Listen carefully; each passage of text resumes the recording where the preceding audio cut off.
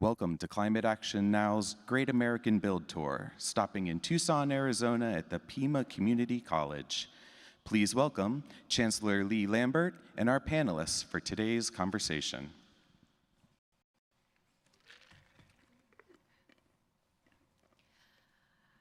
Good afternoon and welcome to this afternoon's Climate Action Now Forum. My name is Kirsten Engel. I'm a state senator here in Arizona, and I'll be your moderator for this event. We have an outstanding panel today. Representatives will be joining us who lead in education and policy at the federal, state, and local levels, all here to discuss the need to act on climate change now and to transition to clean energy. We are live streaming here at Pima Community College in the Automotive Technology and Innovation Center. Certainly a very appropriate location for today's discussion. So I'd like to start by introducing our main speaker, Mr. Michael Regan, the Administrator of EPA. Administrator Regan has a long history of advocating for environmental justice and holding polluters accountable, and he is continuing that work at the Environmental Protection Agency. Before his appointment to EPA, Administrator Regan served his home state as Secretary of North Carolina Department of Environmental Quality and worked with the Environmental Defense Fund as Associate Vice President of U.S. Climate and Energy and as Southeast Regional Director. Administrator Regan is a graduate of North Carolina Agricultural and Technical State University and George Washington University. On the day he was sworn in as the agency's 16th administrator, he pledged to confront climate change, stand up for justice and equity, and ensure science is at the heart of the agency's decision-making. Welcome, Administrator Regan.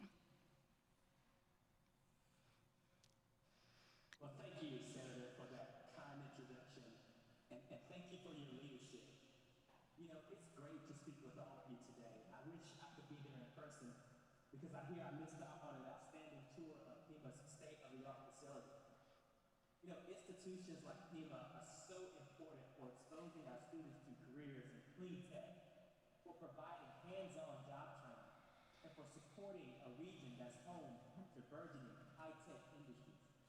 The Biden-Harris administration is committed to growing that innovation in Tucson and in communities all across the country as we pave the way towards a zero-emissions future.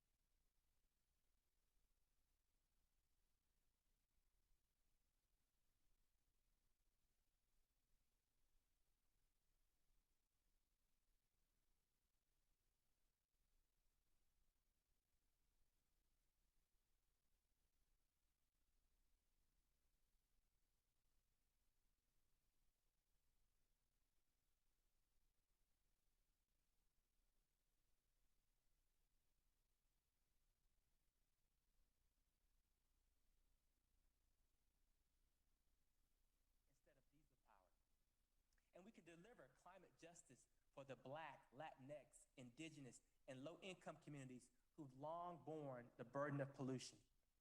That's why President Biden has put climate action at the center of his agenda.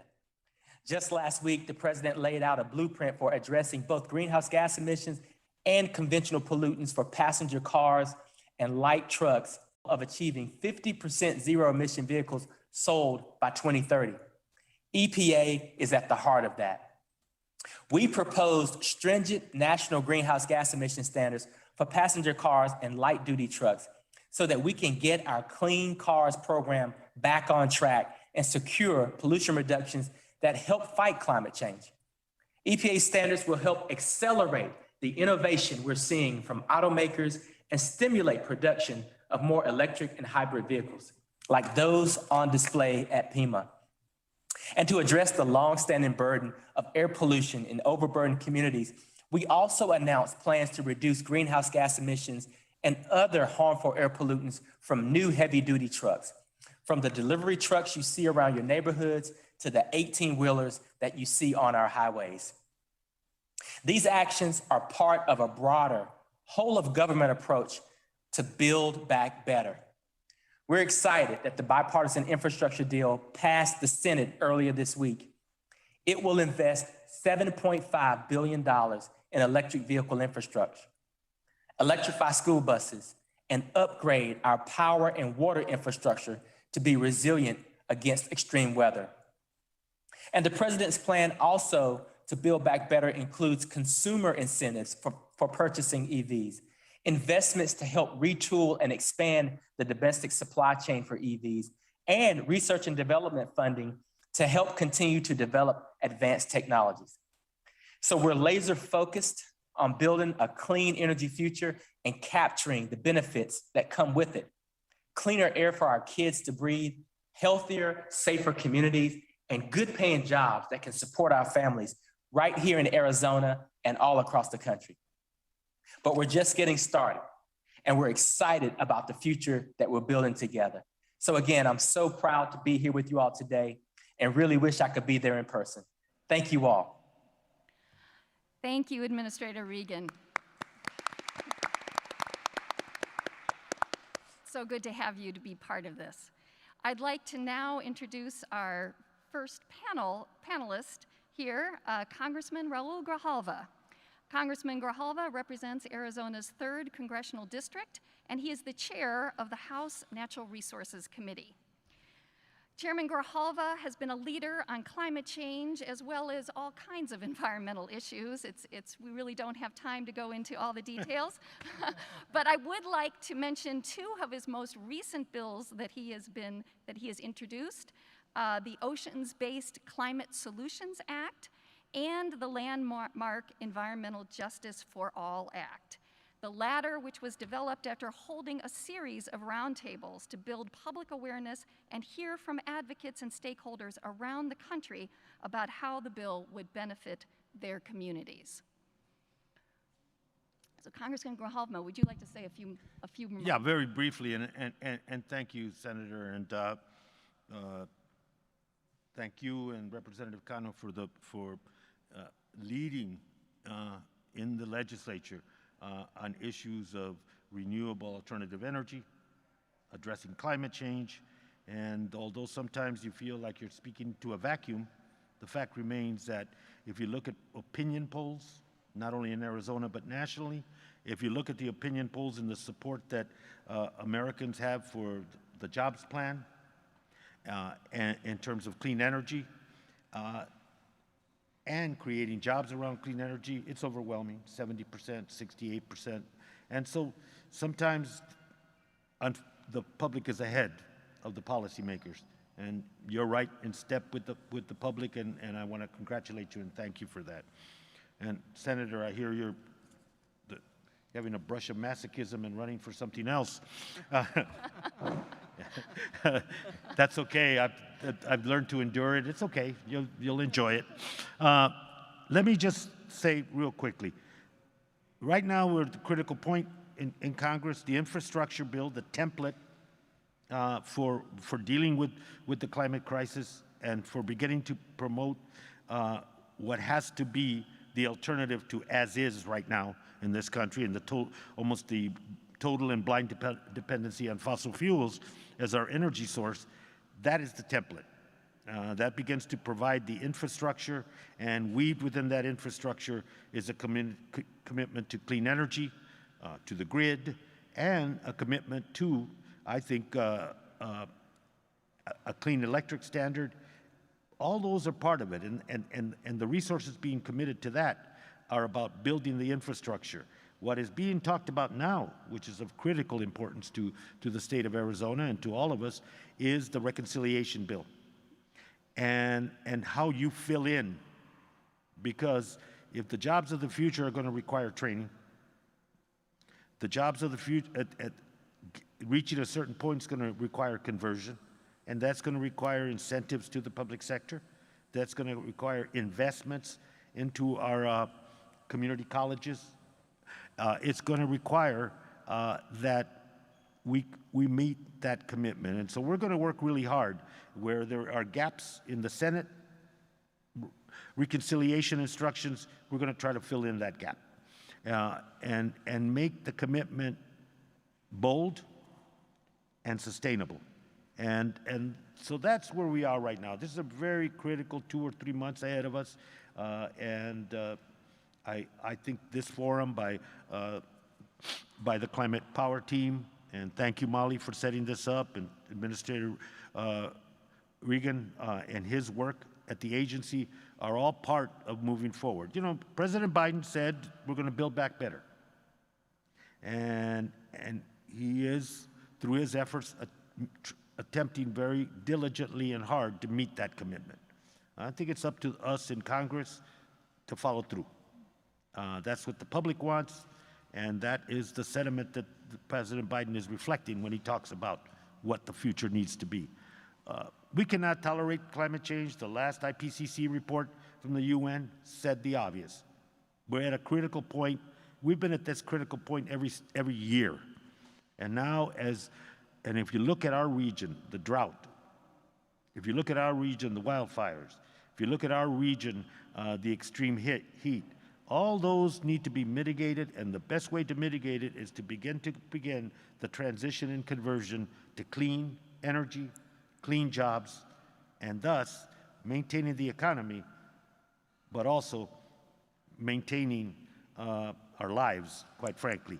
And so I'm glad to be here with you, and thank you so much, and appreciate the introduction. Thank you so much.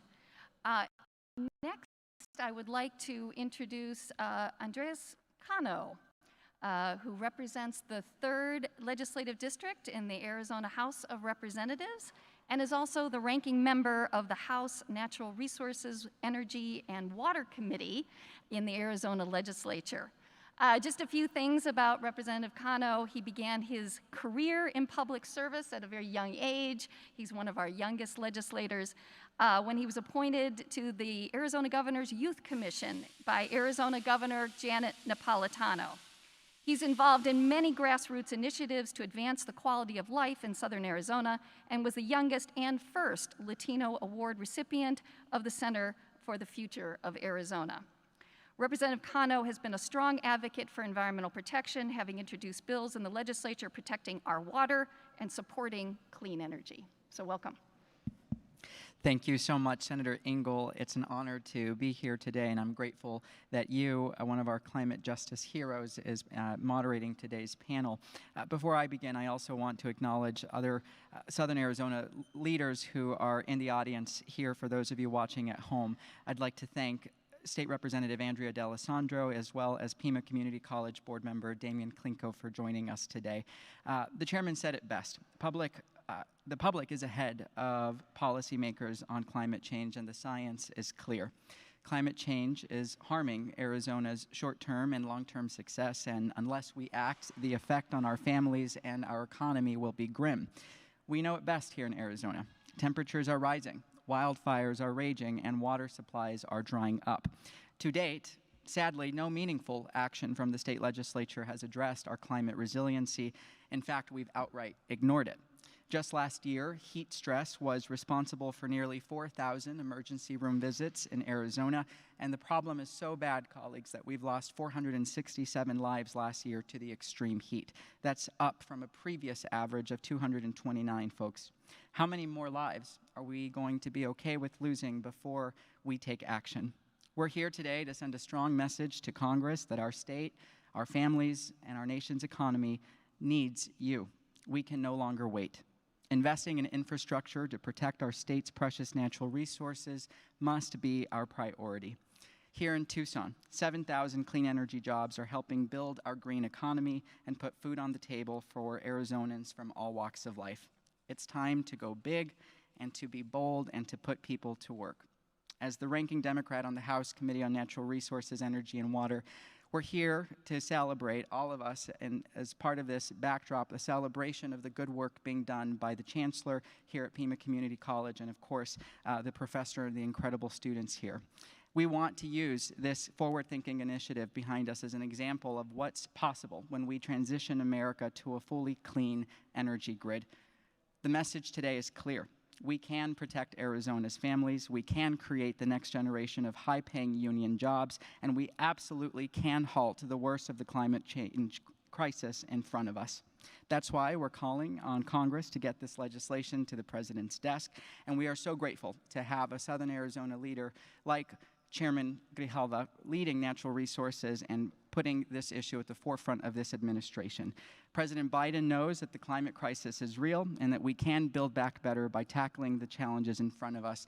And let me just say that our time, especially being in the legislative district that I represent right now at this moment in District 3, our communities of color, Black, Indigenous, Latinos, Asian Americans have been left behind for decades. It's time that we invest in the critical infrastructure that'll lift them up. And on behalf of the nearly 230,000 constituents in District 3, I want to thank all of you for having this conversation because it's clear that the energy package in front of us must move forward and the time for action is now. Thank you so much, Senator. Thank you very much, Representative Cano. And now it's my pleasure to introduce our Chancellor of Pima Community College, Lee Lambert, who has led this institution since 2013 and actually has served in senior level executive positions for 20 years at 3 different community colleges. So we're very, very lucky that you're here now at Pima.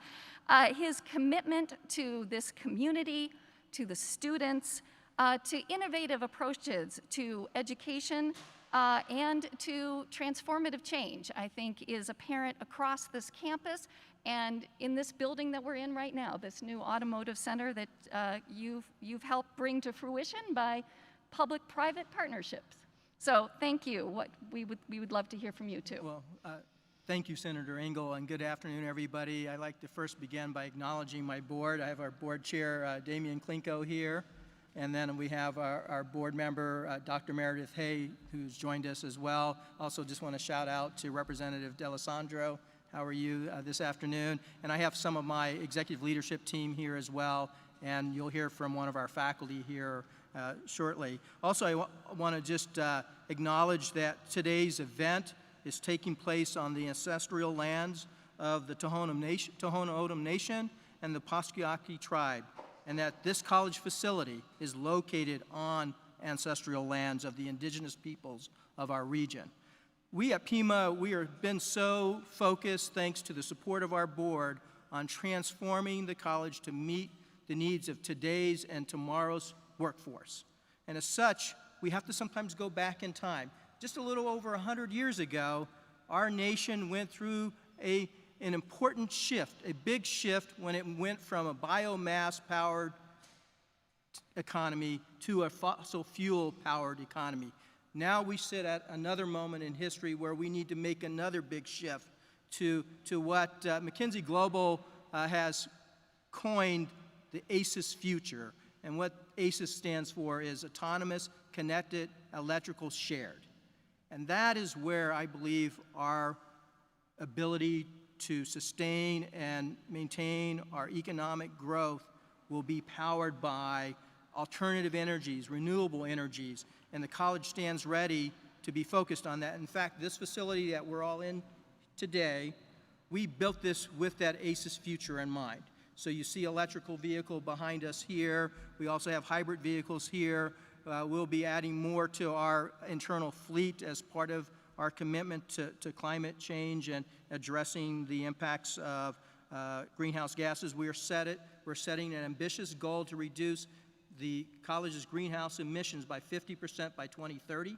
And we're going to do that by focusing on reducing our energy consumption at the institution. One key part of that is a private-public partnership with a company. I won't announce it yet because the board hasn't fully approved it, but we are looking at bringing in a whole new focus around the entire facilities that we occupy, over 1.5 million square foot of facilities, into a living laboratory where students and incumbent workers and future workers can use our facilities to learn how to be more efficient in using energy, using the data, learning the hands-on skills to deliver on that climate future that we all must be part of going forward.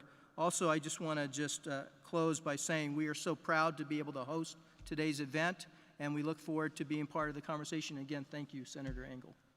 Thank you very much, and thank you for hosting us all. Yes. Last but not least, we have a professor from Pima Community College to join us this afternoon, Professor Charles McCabe. And he's a professor of geography, and I'd like you to say any words that you might. And also, this week, we had a very important report from the Intergovernmental Panel on Climate Change.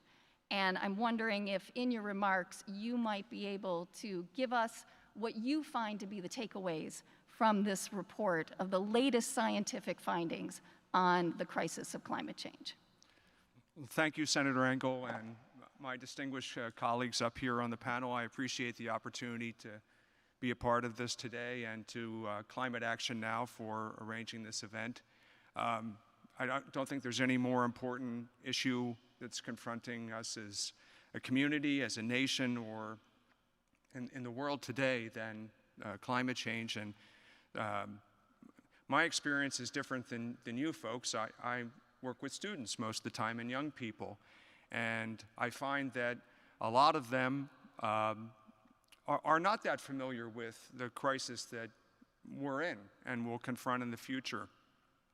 And it's interesting, I ask them at the end of each semester, what's their biggest takeaway from my class? And inevitably, it's, I never knew all the ramifications of what's happening with climate change.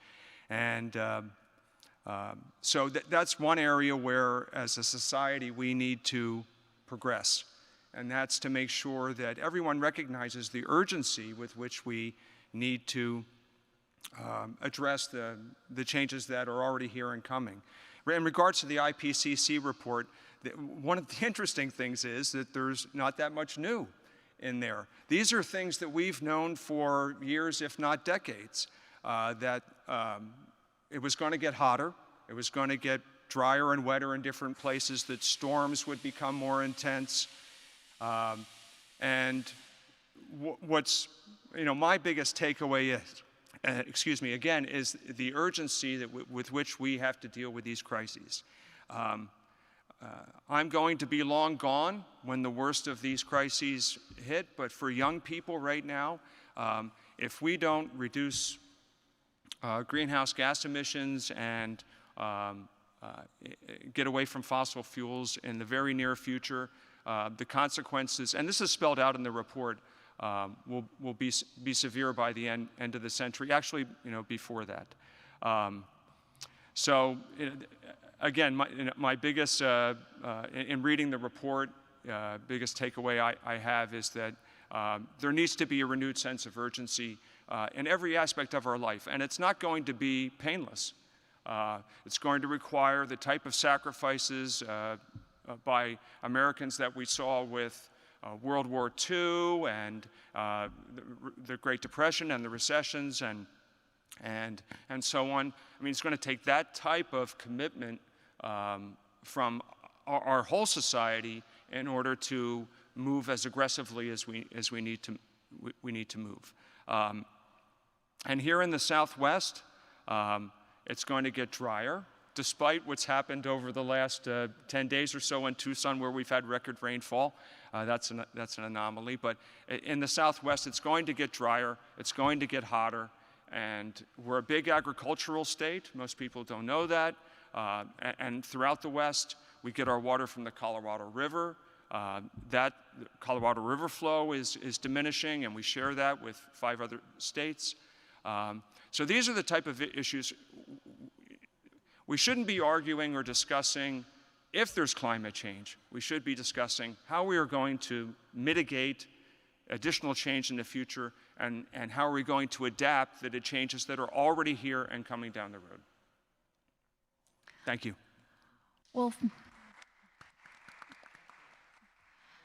Well, thank you very much for that. And I'd like to turn this over to Congressman Grijalva. As the professor just stated, there's no big new news in the IPCC report. We've known the bottom line, that things are getting worse.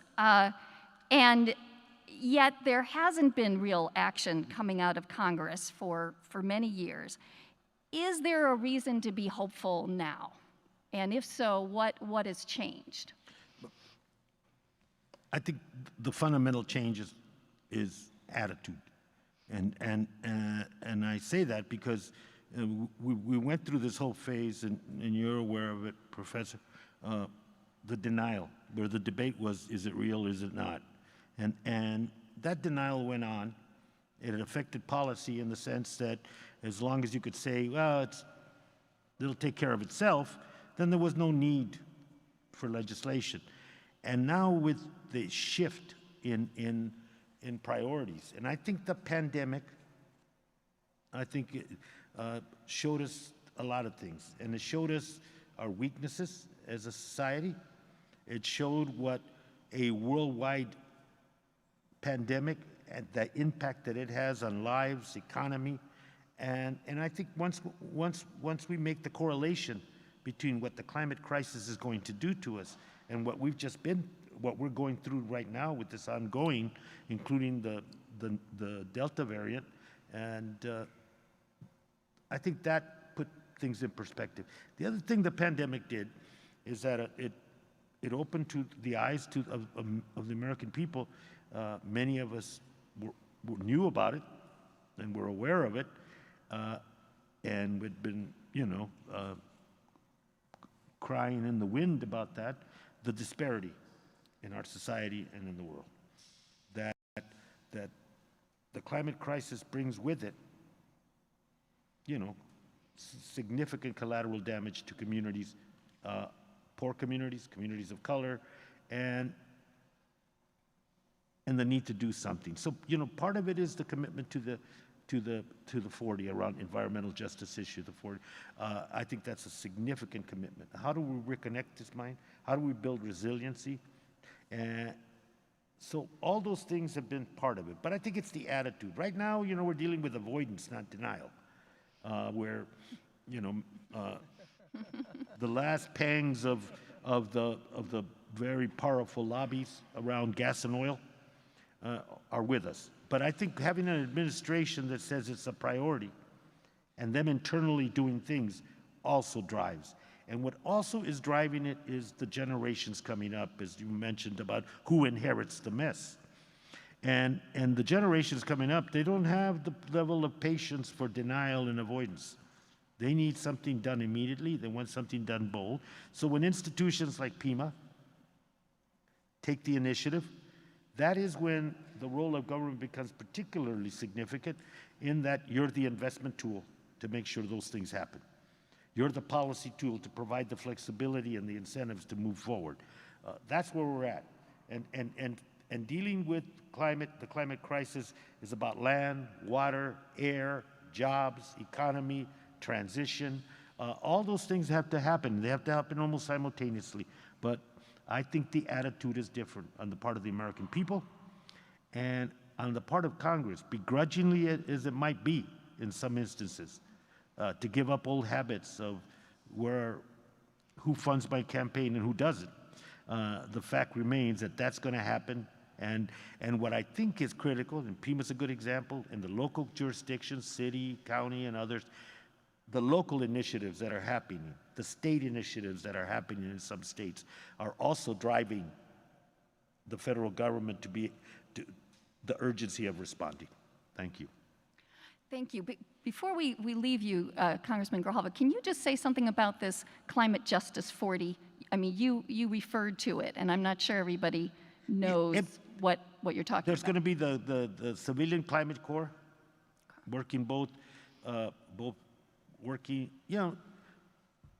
primary work will be throughout the communities, but when it comes to land and water, over which the committee that I have the privilege of chairing is that land and water, federal land and water only, public land, contribute 21% to the overall problems of emissions through the extraction and through what's going on in the oceans.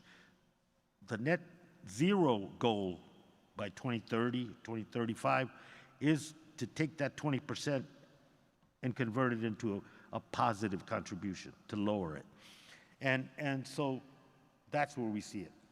That's where we see a lot of that effort.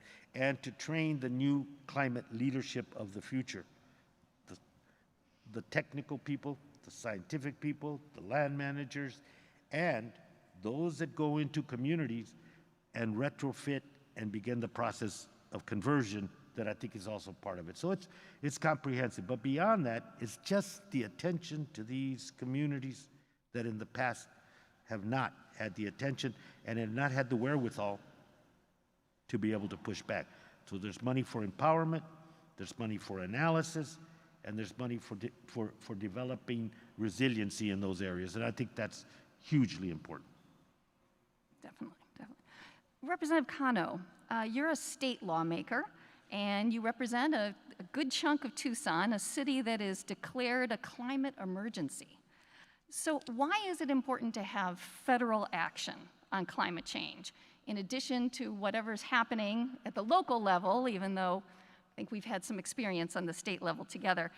And what do you see being the future role of state and local governments as hopefully we see a more active federal government? Thank you, Senator. I think it's critical that we have a federal package in front of the U.S. Congress now, because our state has refused here in Arizona to act on any kind of meaningful legislation that'll help us create jobs and make our world a little bit more equitable, Senator. I mean, look at what we learned through COVID-19 and the Navajo Nation in particular, a water infrastructure system that's non-existent, folks. We do not have clean running water on the Navajo Nation. And I was just on a call last week with Senator Sinema's office urging her support of a package that includes infrastructure to create jobs. I think, Senator, about the wildfires that have devastated us this summer and the communities in central Arizona, here in Mount Lemmon and in our own backyard. Those fires are not only devastating to local communities, the aftermath is critical. And when the rains come, so do the floods. And so do the lost homes and the really shattered memories and dreams, ultimately, when a family house becomes nothing but a bunch of crumbled, whatever you want to call it. So I think for me, I'm here today because we have done everything on our side in the Democratic caucus in Arizona, representing a narrowly split Arizona with climate justice solutions that will actually create jobs and move us into the future. And all of those proposed legislation have gone to an empty shelf. I don't know where they go. I was talking to the professor about this. And I think Arizonans don't see this issue as a partisan issue. They see it as an opportunity for investment. And the Great American Build Tour is going to promise that kind of commitment that we've been asking for decades, and we can't wait one more decade. We've got to do it now. Thank you. Chancellor Lambert, can you talk to us about the role of community colleges in this clean energy transition that we're really at the beginning of? At least we hope. Well, great questions, Senator Engel. I think, at the end of the day, we have to be able to take the ideas and actually implement them. And I think that's where the community college comes into play, because we train and educate the workforce who will actually build what's needed to be built. They're the ones who will service and maintain what that has been built. And so when we talk about that electric car, someone at some point has got to go in and service that vehicle. And that's going to be someone that we train right here at Pima Community College and all the automotive centers across the United States. But what's missing in there is the investment for us to make the transition to offer these types of programs. We're fortunate because our board and their support of the vision, that we were able to take what we had locally to create this program you're now seeing here. But that's not happening across the entire country, and the other part of that is it's going to be hard for us to sustain this just on our own. We need the help of the federal government. We need the help of the state government, the local government to help us sustain these investments. So we're essential. Build the workforce, because at the end of the day, you need welders, you need machinists, you need the whole gamut of workforce talent to make sure that we make this transition happen. And it's got to happen sooner than later. And Professor McNabe, I have a question for you. So there's certainly been a lot of talk about, what is the cost of some of this legislation, the budget, how much is the U.S. actually going to invest? Can you talk a little bit about really both sides of the ledger? We're putting a lot of money into the budget to address climate change, but what are the different benefits that we should receive and that we need to think about when we're looking at the cost benefits of an investment in addressing climate change and transitioning to clean energy? Well, the first thing that comes to mind is everyone is affected by climate change. It's not a Republican or Democratic issue, and it goes across all income levels, geographic locations as well. So everyone has a skin in the game. Everyone needs to understand that you're not going to, I think it was Representative Grijalva mentioned avoidance. There's no more avoiding it. I think of Portland and Seattle this summer where it was 115 degrees and most people don't have air conditioning. And I'm sure people from Arizona moved there thinking that they were going to escape the hot weather. So everyone's affected. But in terms of the benefits, again, several panelists have mentioned that it's low-income minority communities, not just here, but across the world, that are most affected by climate change. Sea level rise, we have cities with tens of millions of people like Lagos or Jakarta that are very low-lying. Sea level rise, you're going to have lots of climate refugees. So in terms of the United States, to address your question directly, one thing that was in the report is there is some hope.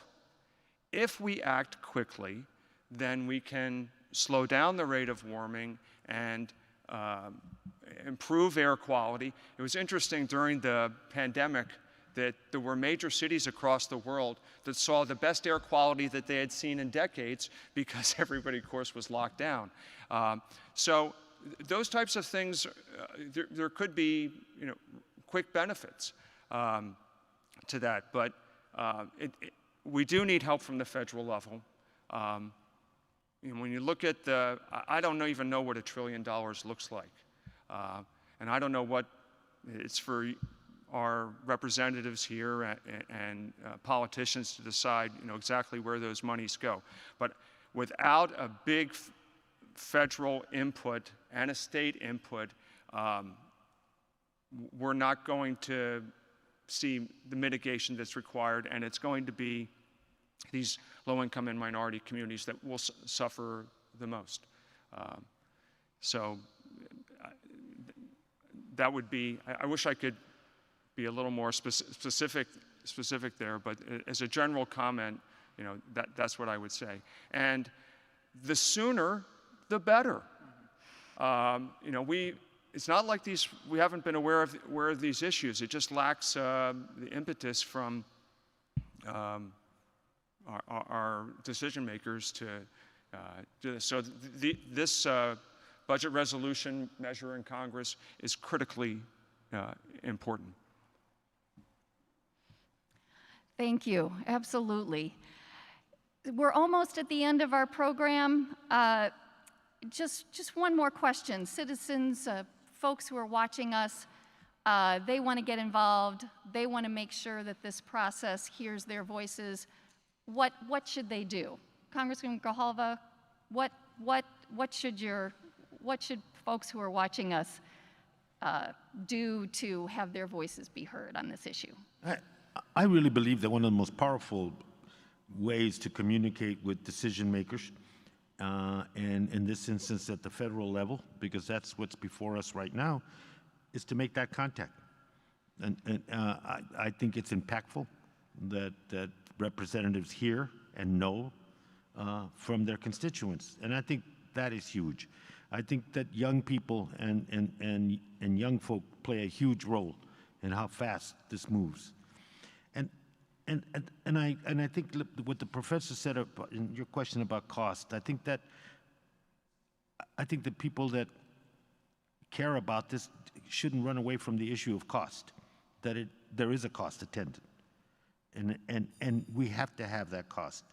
And that cost has to be that investment, because the alternative, the cost of not doing anything, the healthcare cost, the economic cost, the water cost, the droughts, and the list goes on.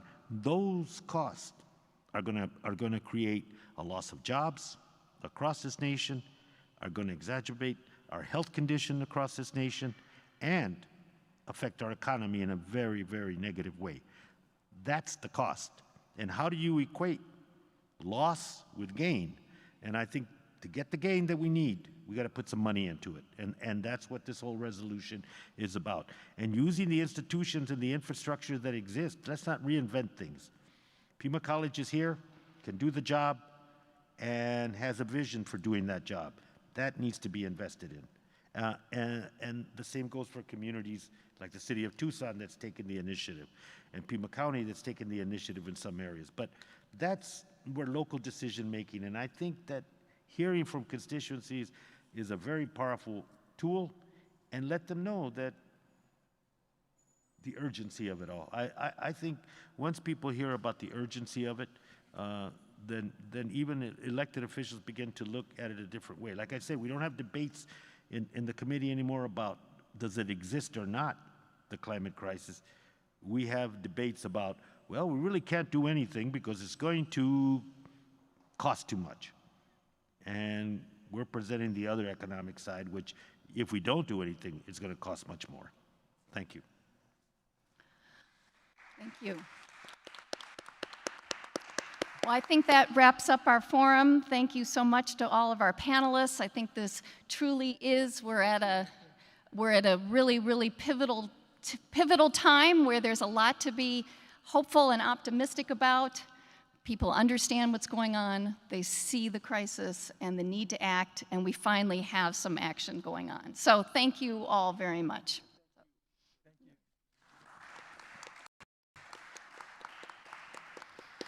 Nice job, Senator.